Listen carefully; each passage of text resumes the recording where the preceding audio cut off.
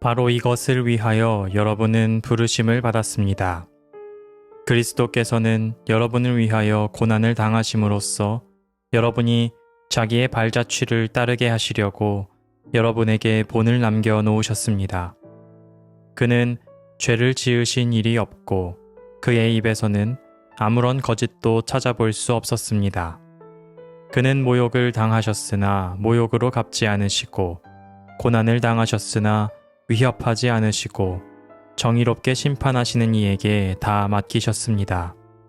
그는 우리 죄를 자기의 몸에 몸소 지시고서 나무에 달리셨습니다. 그것은 우리가 죄에는 죽고 의에는 살게 하시려는 것이었습니다. 그가 매를 맞아 상함으로 여러분이 나음을 얻었습니다. 전에는 여러분은 길 잃은 양과 같았으나 이제는 여러분의 영혼의 목자이며 감독이신 그에게로 돌아왔습니다. 베드로전서 2장 21절에서 25절 말씀. 우리는 완벽을 강요받는 시대를 살고 있습니다. 그래서 상처를 숨기며 살아갑니다.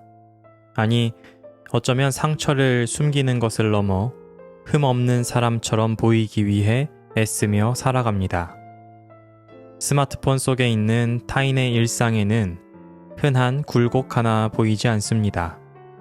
필터링된 사진과 보정된 삶을 보며 우리는 은연중에 나의 삶도 저렇게 매끄러워야 한다는 압박을 받습니다. 그래서 우리는 자신의 약점이나 상처를 수치스러운 결함으로 여기고 그것을 감추는데 모든 에너지를 쏟아붓습니다. 상처를 입었다는 사실보다 그 상처가 남들에게 보일까봐 더 전전긍긍하며 살아가는 것입니다. 그런데 문제는 완벽이 우리를 자유롭게 만들지 못한다는 데 있습니다. 오히려 완벽해야 한다는 강박은 사람을 점점 더 불안하게 만듭니다. 실수하면 인생 전체가 돌이킬 수 없이 무너질 것 같고 약한 모습을 들키면 사랑받지 못할 것 같습니다. 그래서 사람들은 점점 자신의 상처를 감추는 데 익숙해집니다. 괜찮지 않으면서 괜찮은 척하고 버겁지만 버겁지 않은 척하며 살아갑니다. 하지만 우리가 따르는 예수님의 모습은 분명 다릅니다. 죽음을 이기고 부활한 자의 모습은 티 없이 맑고 깨끗하고 흠 없을 것 같은 상상을 하기 쉽지만 성경이 전해주는 예수님은 여전히 십자가 형벌의 흔적을 가진 채로 제자들 앞에 나타나셨습니다. 몸에는 여전히 못자국이 남아있고 창에 찔린 흔적도 사라지지 않았습니다. 오히려 성경은 인류를 향한 가장 위대한 회복이 예수님이 입은 처절한 상처를 통해 완성되었다고 증언합니다. 구원은 완벽함이 아니라 상처의 흔적을 타고 우리에게 왔습니다. 베드로는 오늘 본문에서 이렇게 말합니다. 그는 모욕을 당하셨으나 모욕으로 갚지 않으시고 고난을 당하셨으나 위협하지 않으시고 정의롭게 심판하시는 이에게 다 맡기셨습니다. 인간에게는 고통을 전달하려는 본능적인 관성이 있습니다. 누군가 나를 함부로 대하면 우리도 똑같이 되돌려주고 싶어집니다. 억울하면 누군가도 똑같이 억울해졌으면 좋겠습니다. 그래서 세상의 고통은 반복됩니다. 상처받은 사람이 또 다른 사람에게 상처를 주고 모욕당한 사람이 또 다른 사람을 모욕합니다. 폭력은 그렇게 사람 사이를 떠돌며 계속 증식됩니다. 그런데 예수님은 자신에게 쏟아진 모욕과 증오를 다시 세상으로 돌려보내지 않으셨습니다. 그 멈추지 않을 것 같은 순환을 끊어내셨습니다. 예수님은 그 상처를 몸으로 받아냄으로써 우리가 더 이상 서로를 핥히지 않아도 되는 나음의 길을 열어주셨습니다. 예수님의 상처가 누군가를 살리는 자리가 된 것입니다.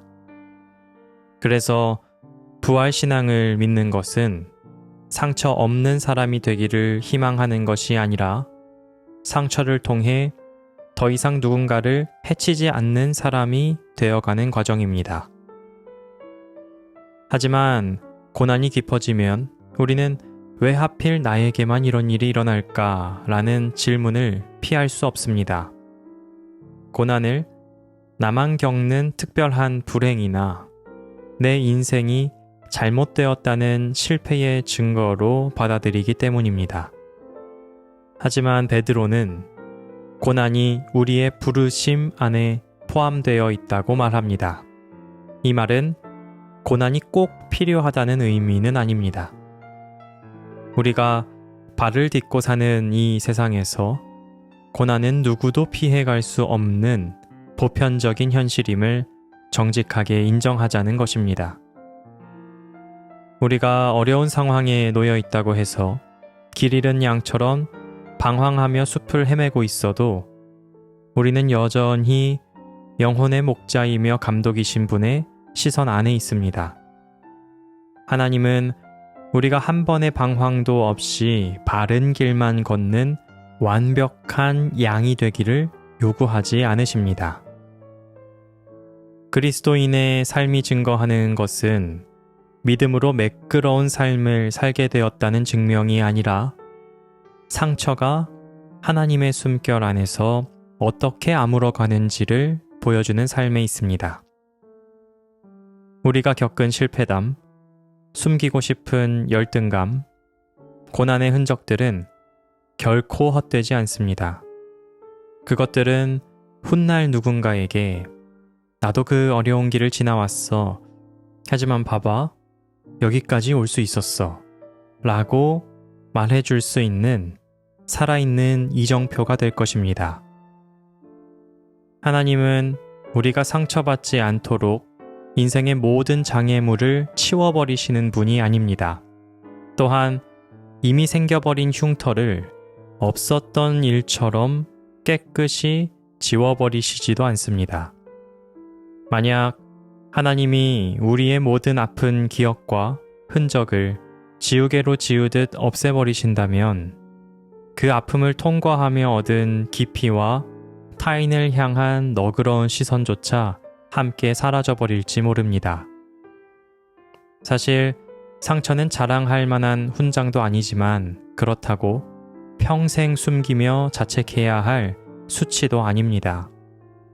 그것은 단지 우리가 이 거친 세상을 도망치지 않고 정직하게 통과해 왔다는 삶의 흔적일 뿐입니다.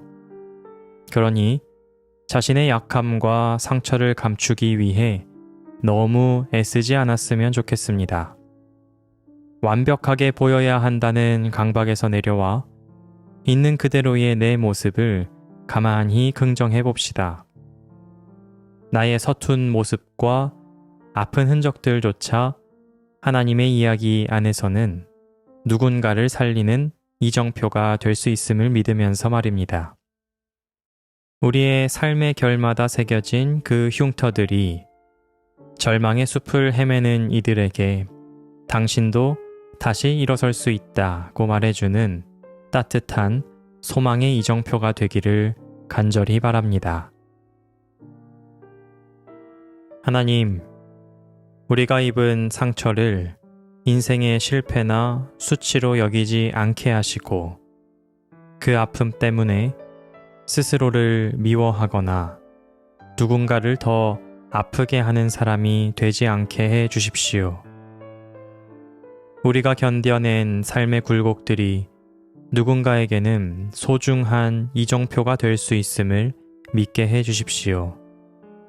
완벽함이 아니라 은혜로 살아가게 하시고 숨김이 아니라 진실함으로 살아가게 하시며 상처를 통해 더 깊이 사랑할 줄 아는 사람으로 우리를 빚어주십시오. 아멘.